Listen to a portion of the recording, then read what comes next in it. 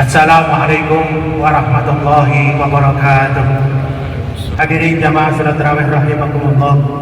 Sebelumnya kami mengucapkan terima kasih kepada para jamaah yang beribadah salat tarawih di Masjid Nasional Al-Akbar Surabaya. Sebelum ibadah salat tarawih perlu kami sampaikan informasi sebagai berikut. Yang pertama, mohon para jamaah mengisi slot terdepan serta semua handphone dan alat komunikasi lainnya dinonaktifkan. Infak pada salat tarawih kemarin sebesar Rp5.180.000. Kami ulangi, Rp5.180.700. Semoga sedekah dan amal jariah para jamaah diterima Allah Subhanahu wa taala. Allahumma amin.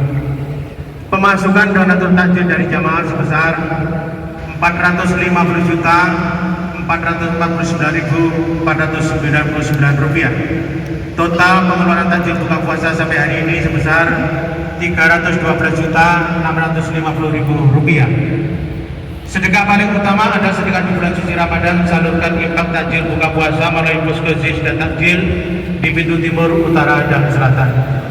Kemudian itu di donor darah di Harapan Utara tanggal 7 Maret 2026. Hari ini hari terakhir bonus paket sembako. Selanjutnya ikuti one day one khatam, dilanjutkan ngaji ngabuburit besok sore ba'da salat asar di ruang utama Masjid Al-Akbar Surabaya. Jamaah sekalian yang berbahagia, hari ini Jumat tanggal 7 Maret 2026 yang bertugas sebagai penceramah tarawih 10 menit malam ini bulan Mukarram Dr. Haji Muhammad Lato Ibu Salim MAG dengan tema bahagia dunia akhirat. Sedangkan Imam Tarawih Ustadz Dr. Haji Aman Nasih Hidayatullah Al-Haqi Al-Hafidh. Terima kasih atas perhatiannya. Bila taufiq wal hidayah. Assalamualaikum warahmatullahi wabarakatuh.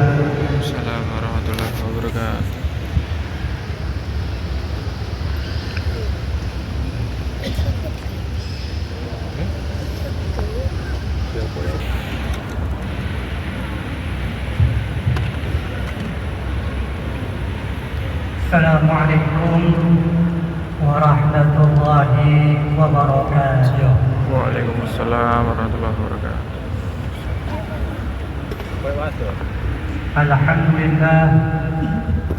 Alhamdulillah rabbil alamin.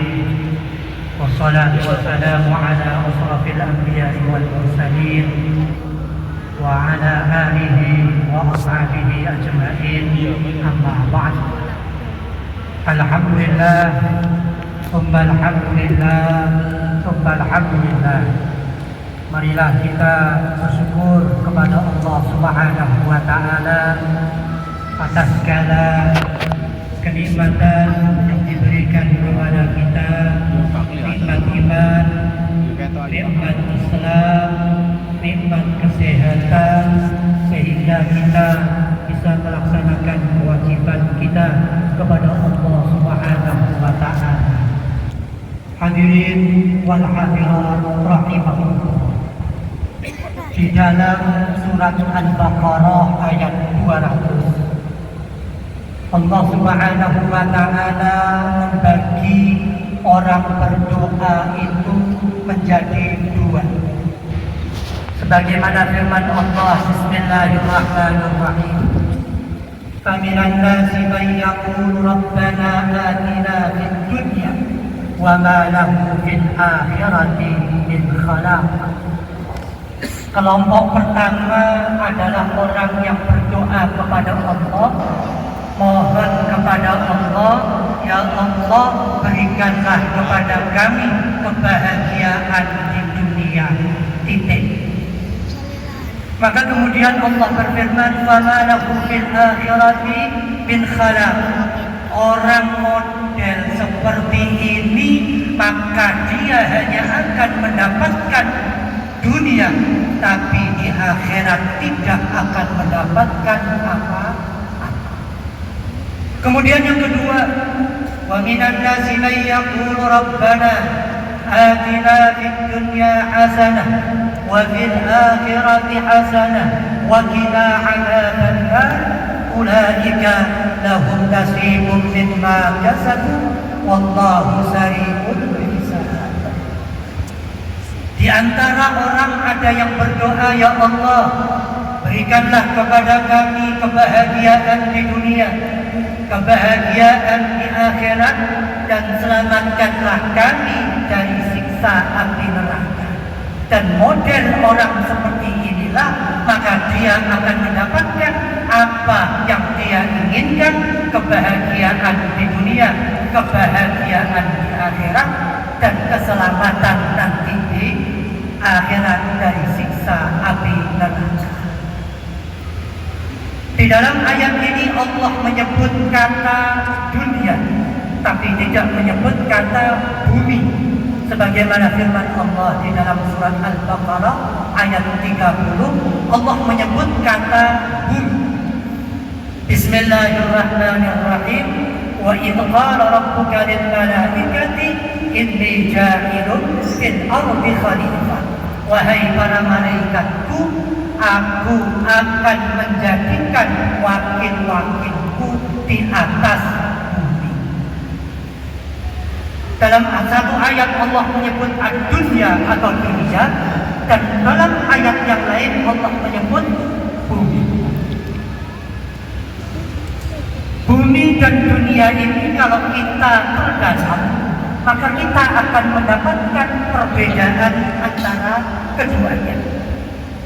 Bumi identik dengan planet yang warnanya hijau kebiru-biruan, yang terdiri dari daratan dan lautan. Itu bumi. Kalau dunia ini adalah identik dengan sesuatu yang abstrak. Di dalamnya ada dimensi sosial, dimensi kebudayaan, peradaban, ekonomi, kehidupan manusia, kemudian kekayaan, jabatan, dan lain sebagainya. Maka terkait dengan dunia ini, kita berdoa kepada Allah, ya Allah, berikanlah kami kebahagiaan di dunia, kebahagiaan di akhirat, dan selamatkanlah kami dari siksa api neraka. Hadirin wal hadirat rahimahullah. Imam Al-Ghazali dalam kitab Ihya Ulumuddin, beliau menyebutkan dunia ini terbagi menjadi 3. Yang pertama dari dunia ini adalah ma yushibuka fil akhirati wa tabqa ma'aka samratuhu ba'dal maut. Dari dunia ini ada sesuatu yang akan menemani sampai akhirat, dan buahnya akan bersama kita walaupun kita telah wafat. Terkait dengan ini Imam Al-Ghazali menyebutkan dua hal yang akan menemani kita di akhirat, yang akan buahnya kita nikmati walaupun kita telah wafat, yaitu al-amal wal ilmu, amal soleh dan ilmu. Yang disebut dengan amal soleh itu apa? Amal soleh itu adalah kebaikan-kebaikan yang kita lakukan terkait dengan hubungan kepada Allah secara vertikal dan secara horizontal kepada sesama manusia. Ketaatan kita kepada Allah. Pada bulan Ramadan ini kita puasa, tidak makan, tidak minum, tidak melakukan hal-hal yang membatalkan puasa, mulai terbit fajar sampai tenggelam matahari. Ini adalah amal soleh yang buahnya akan kita nikmati nanti di akhirat, dan akan kita nikmati setelah kita wafat. Dalam sebuah hadis disebutkan, a'malu ummati ma baina bahwa pahala kebaikan yang kita lakukan adalah antara 10 sampai 700 kali lipat. Ada teorinya. Kita melakukan kebaikan, pahalanya bisa 10 kali lipat, bisa sampai 700 kali lipat, kecuali ibadah puasa. Karena ibadah ini adalah ibadah yang istimewa, ibadah yang menjadi rahasia kita, antara kita dengan Allah Subhanahu wa ta'ala. Maka Allah menyediakan sediakan pintu khusus untuk orang yang berpuasa, pintu masuk ke dalam surga yang disebut dengan pintu Al-Rayyan. Selain ilmu, yang kedua adalah al-amal. Selain amal adalah al-ilm.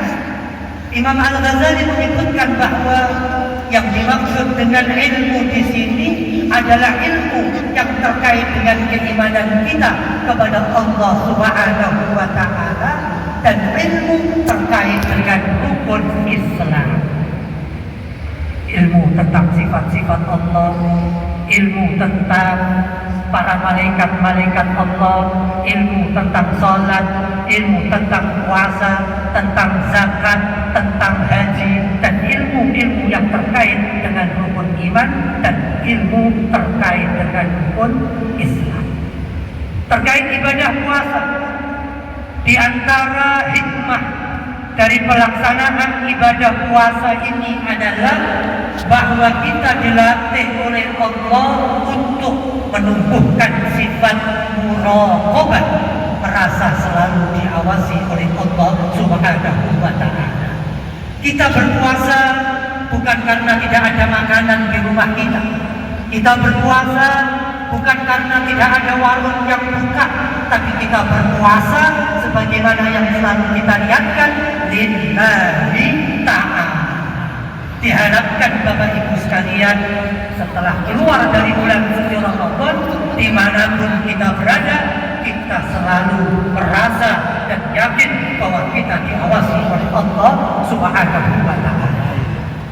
Umar ibn Khattab radhiyallahu anhu, ketika beliau menjabat sebagai Khalifah Amirul Mukminin, beliau sering berkeliling pada malam hari melihat kondisi rakyat yang dia pimpin. Suatu ketika setelah beliau berkeliling, beliau beristirahat tepat di balik tembok seorang penjual susu. Menjelang pagi, penjual susu berkata kepada anaknya, "Nak, ambil air putih, campurkan kepada susu, aduk supaya kita besok mendapatkan untung yang lebih banyak." Anak perempuan dari penjual susu ini menjawab, "Ibu, mencampur air ke dalam susu adalah kecurangan yang dilarang oleh Umar ibn Khattab, Amirul Mukminin." Ibu ini tetap mendesak anaknya, "Sudah anak, campur saja air ini ke susu."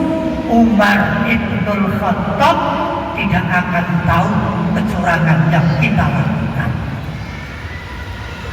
Maka kemudian Bapak Ibu, jawaban dari anak perempuan penjual susu ini patut untuk menjadikan contoh bagi kita.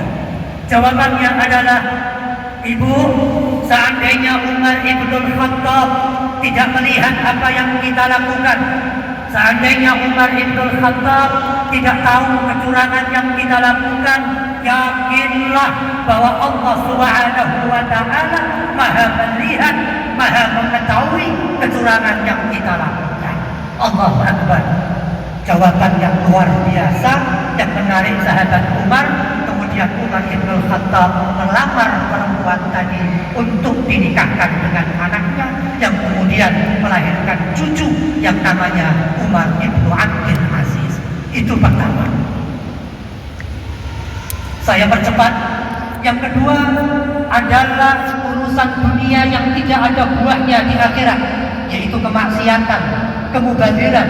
Dan yang ketiga, urusan-urusan duniawi tapi membantu urusan akhirat. Dan ini kalau kita diingatkan karena Allah, maka akan menjadi dan bernilai ukhrawi. Hadirin jamaah salat tarawih rahimakumullah, demikianlah sedikit yang dapat kami sampaikan. Mudah-mudahan menambah semangat kita untuk mengisi bulan suci Ramadan yang tinggal setengah ini dengan pendekatan kepada Allah, ibadah kepada Allah Subhanahu wa taala. Usikum wa nafsi bitaqwallah. Mohon maaf. Assalamualaikum warahmatullahi wabarakatuh. Waalaikumsalam warahmatullahi wabarakatuh. الصلاة جامعة صلوا سنة التراويح رعاة الإجابة Allahumma shalli ala sayyidina Muhammad. Bismillahirrahmanirrahim.